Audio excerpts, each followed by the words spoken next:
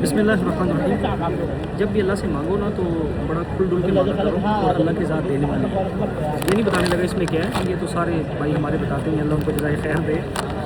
मैंने जब भी हमेशा नियत की कि ना जिन जिन के साथ अल्लाह के घर आने की, अल्हम्दुलिल्लाह अल्लाह सब की पूरी करवाते गए हैं सब।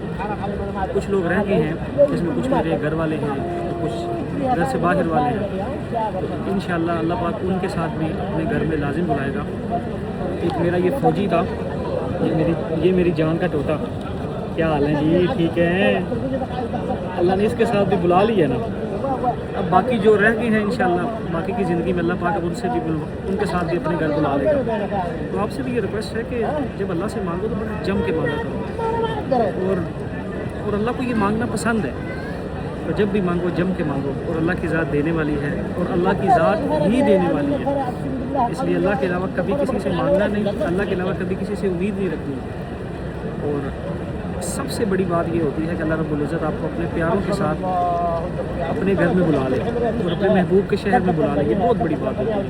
अल्लाह पाक आप सबको बुलाए, बारहा बुलाए, बार बार बुलाए, अपने उन सारे चाहने वालों के साथ बुलाए जिनके साथ आप चाहत रखते हैं।